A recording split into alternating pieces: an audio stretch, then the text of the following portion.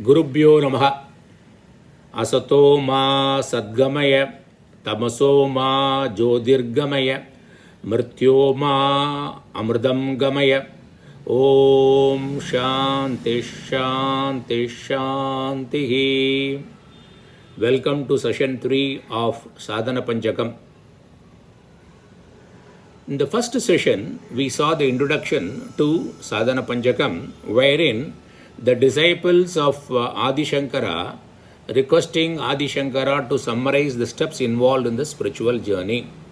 So he has summarized 40 steps in 5 verses. Every verse has got 5 steps. And in second verse, we saw that verse number 1, we studied verse number 1 and step number 1. The step 1 is Vedo Nityam Adiyatam. Vedo Nityam Adiyatam means Veda should be studied daily, regularly. Then why should we do that? Because Veda tells us what are our goals and what should be our ultimate goal. It is not only telling us our goals, but it is also shows the ways and means to achieve them. Then what is Veda? The Veda fund, the treasure, includes 18 literatures. We saw that. 4 Vedas, 6 Vedangas, 4 Upangas and 4 Upavedas, 18. Then also we said that the question comes that, should I read this 18 literature every day? Will I ever be able to complete this in this lifetime? If I will not be able to complete it, what is the point of starting? Is as good as don't do it. No, that is not the way of looking at it. It all depends upon where are you in your life now? What is your state of mind? How eager, how serious you are to achieve a peace of mind, permanent peace of mind. If you are having a fire in your body, then you will look for a water body, how desperately. The same way, if you are afflicted by the samsara dukkha, the pain and suffering in the world, and you find everything is temporary, nothing gives you permanent happiness, and if you are convinced, and time and again you are beaten by this samsara, then you will definitely look into this way out. The only way out is Vedo Nityam Adiyatam, right? We should be ready. And we said that broadly Veda comprises of, we can classify Veda into Bhagavad Gita, 10 major Upanishad and Brahma Sutra.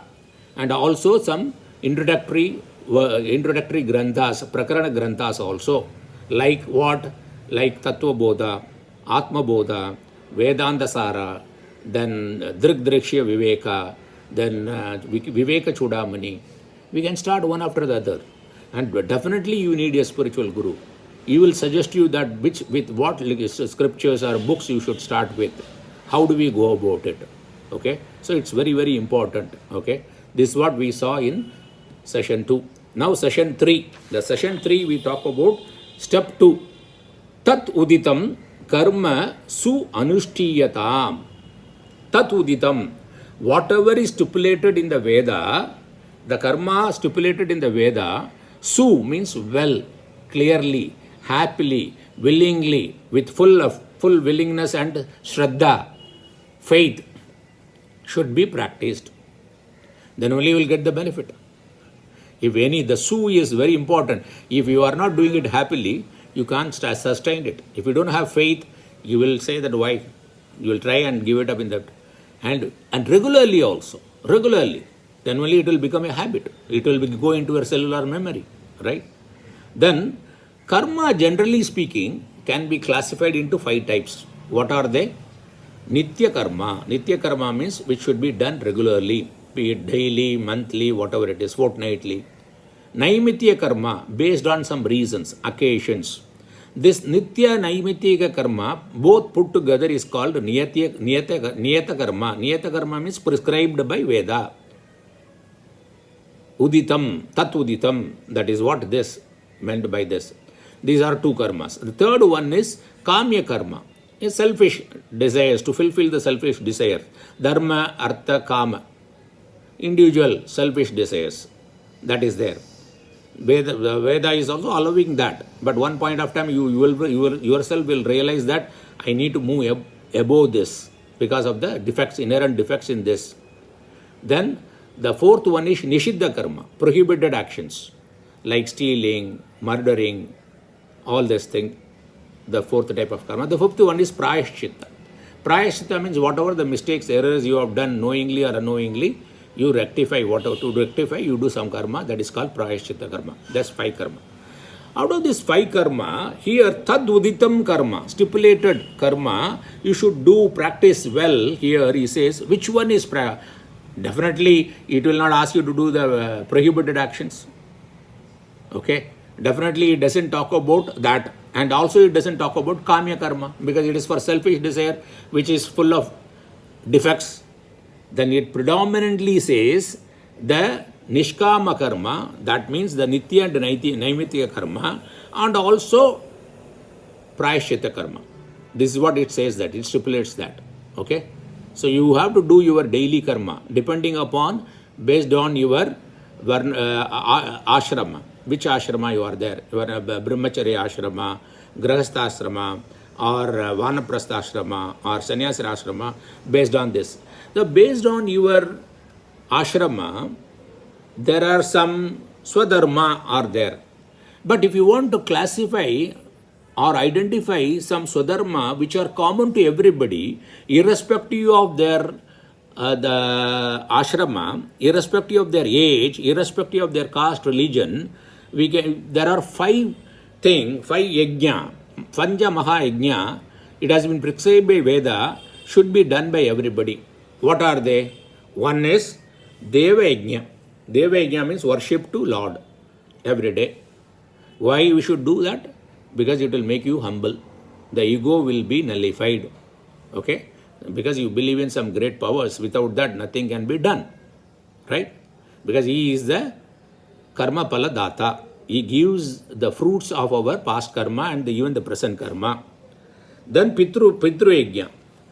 Worship to our forefathers. If the parents are living, respecting them, obeying them, and taking care of them well. Okay? Then Brahma Yajna. Brahma Yajna means studying the Veda regularly and respecting and worshipping rishis. Then Manushya Yajna means we are all indebted to other fellow human beings. Otherwise, nothing will happen. The dress we wear, the food we eat, the medicine we eat, the doctor, everything. You cannot live alone and achieve your studies, Veda studies. Okay? You need people. You need a support system. You cannot be alone. You cannot achieve anything. So we need to respect that, and you have to give what you can give to the society. Every one of us can give something back to the society. Somebody can give money, somebody can give knowledge, somebody can give psychological support, somebody can listen to somebody, somebody can smile, somebody can hold somebody's hand. Somewhere or the other, there is Manushya Yajna. Then Buddha Yajna, for the animals, birds, we can help them, and eco-friendly. We can be eco-friendly. These are the 5 karmas. Then we are talking about karmasu anushtanam, anushtiyatam, means it should be done. This duty should be done very well, practiced very well. Means we can also think of yama and niyama. Yama means what we are not supposed to do. Niyama means what we are supposed to do. So yama has got 5 types. What are they? One is non-violence, not telling lies, not stealing. Brahmacharya means sensory control, moderation in every use of quality, quantity, and that legality, ethical aspect of it, of using the senses, and aparigraha, non-hoarding. Out of greed, hoard more and more. It will not give you time for Veda study, Veda Dhyanam, right? This is Yama. Niyama means Shaucha, cleanliness, not only physical, but also mental, but also the words, what we speak. Then Santosha means contentment in what we have, so that the mind will be peaceful, so that we can concentrate on Vedanta studies, spiritual journey. Then third one is Tapas. Tapas means going out of our comfort zone. There will be some difficulty in the path of spiritual journey. So you should prepare yourself You are always into a comfort zone. If I don't have AC, I cannot learn something. That is not possible. I need food in time. I need coffee at particular time. So voluntarily take some hardship, be it fasting, be it sitting on one place, doing meditation, and closing your eyes, maunam. All these things, tapas. These are disciplining yourself, disciplining your senses. Tapas. Swadhyaya. Swadhyaya means to know more about yourself. How do you know more about yourself? First of all, you should know what is your true self. Only Veda can help. Then Ishvara Pradidhana. Ishvara Pradidhana means again worshipping Lord so that the ego is put in check. Okay. These are the yama. Okay. When selfishness is held in check, the mind becomes purified.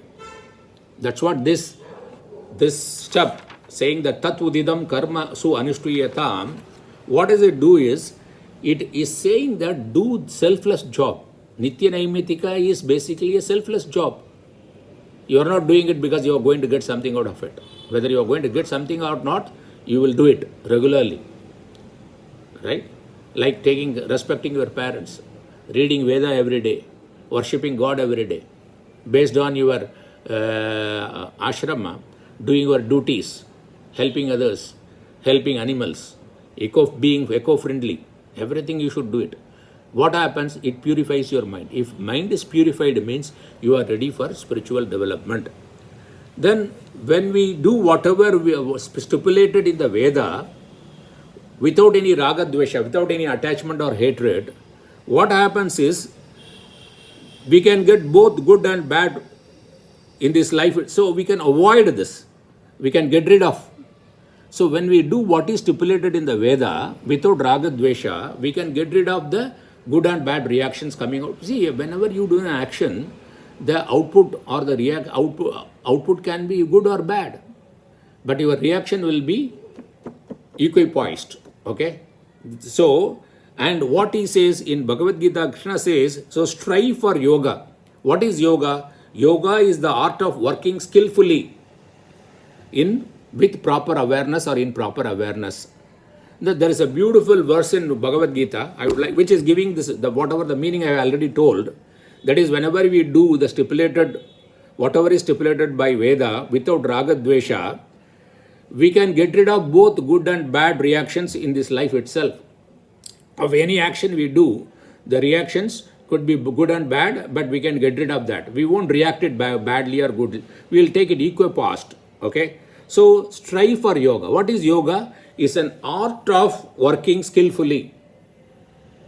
Yoga means art of working skillfully, means without getting attached to the results and getting affected by the so-called good and bad results and not reacting it favorably or adversely in proper awareness.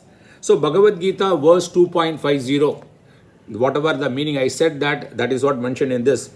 Buddhi yuktaha jahati iha ube sukrita dushkrite tasmat yogaya ujyasva tasmat yogaya yujyasva yogaha karmasu kaushalam. Yoga is skill in action. So this is what the step 2 we have covered today. In the next session we will see the further steps. Thank you.